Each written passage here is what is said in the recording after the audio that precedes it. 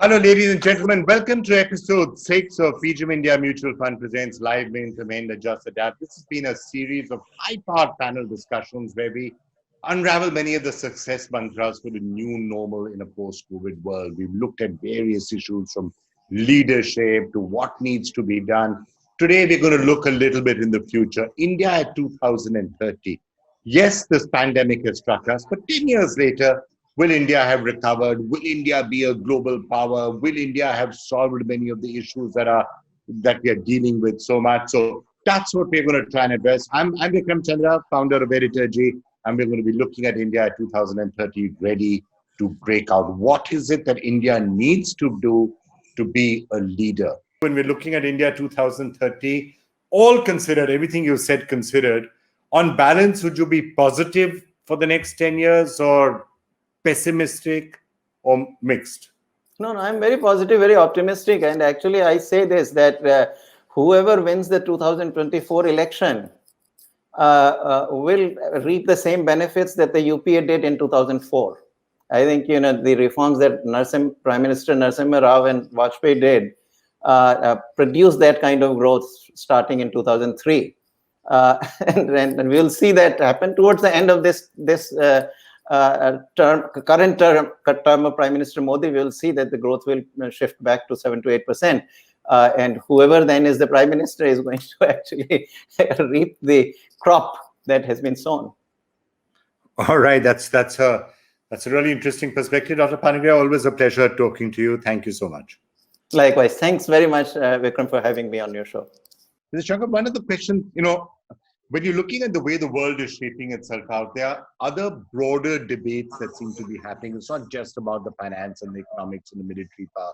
Soft issues, the question of liberalism and the liberal order, soft power, and which are the countries that will be leading in that. Are those going to be as important in the next 10, 20 years as they perhaps have been in the last 20, 30 years or not so? Democracy, freedom, issues like that. I think so, because what you're seeing emerge actually increasingly is an overwhelming national security state all over the world.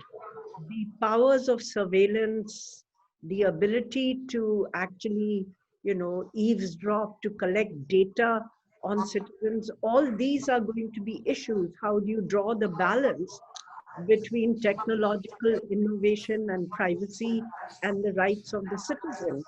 How do you limit the national security state from intruding into people's lives? And with the pandemic, you're seeing increasing authoritarianism all over the world. How do you arrest these tendencies? And for India, certainly, if we want to lead by example or be an exemplar, if you will, we have to make a success of our democracy. We have to show that it is possible to combine immense diversity and pluralism with democracy, that it is possible to combine democracy and economic development, and that it is possible to combine democracy and social development, because all these things are going to matter in terms of where the world goes in future, and also in terms of the quality of lives that people are able to live in their own country. All right. That's a very clear and a view of some of the things that need to be done. Dr. Raghavan, anything you would like to add to that? You did start by talking about the things that need to be done within the own country. What are the other factors that you think India should keep in mind if it's aiming for some sort of leadership? Well, I would agree with what Ambassador Shankar said, that I think what sets you apart is your democracy. And the more you nurture it and the more you strengthen it, that certainly is a major force multiplier for you in the world today. Whatever we may do, I don't think it's going to be possible for us to make to achieve all that we want on the more quantitative hard power indices. But certainly, if your democracy, your inclusiveness, your pluralism is a success. It does act as a force multiplier, and it enables you to move forward even when you have not possibly acquired all the other indices of hard power which may be required, which may be otherwise expected of. All right, so work on those issues, freedom, democracy, that's really important. One last quick word from you, Mr. Kumari. Mr. Ramakrishnan, I beg your pardon.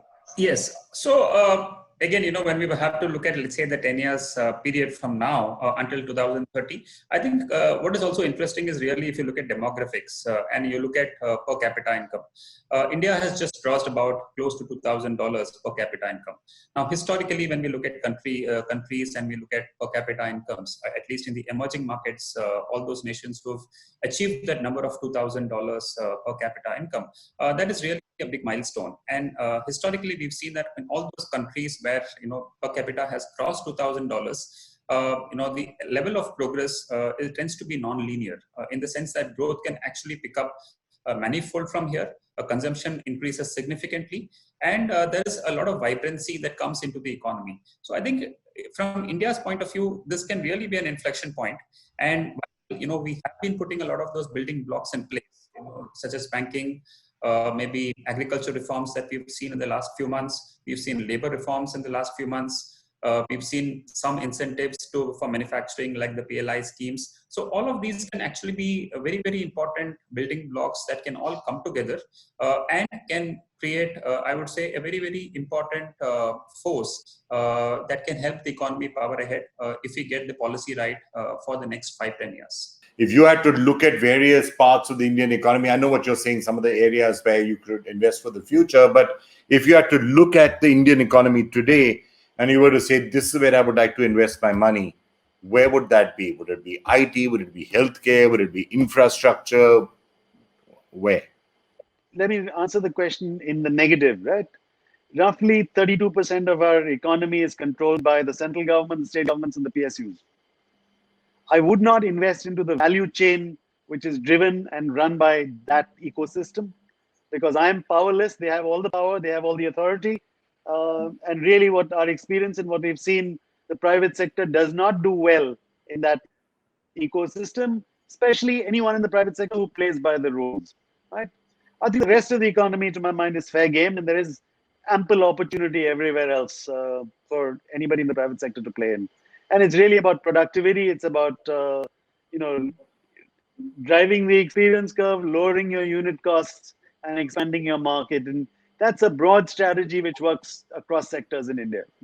All right, Rahul. Well, thank you. Thank you so much for joining us. I have to say, the one personal impact on the lockdown on you, you're looking very different to what I have seen you in the past. And I think it's really good. I wish I'd had the courage to use the lockdown in the same sort of a manner. It's something to remember if there's another lockdown coming. Wonderful talking to you as always. Stay as long as my children permit me to. And let's all hope that many of the suggestions that have been made are acted upon, and India can recover from the pandemic, strengthen itself after the pandemic along with the rest of the world, and make the breakout in all the areas that we really need to by 2030. Let's hope for that. A big shout out again to PGIM India Mutual Fund for partnering us with this series. This is it for the moment. Us signing off now. Stay well. Take care.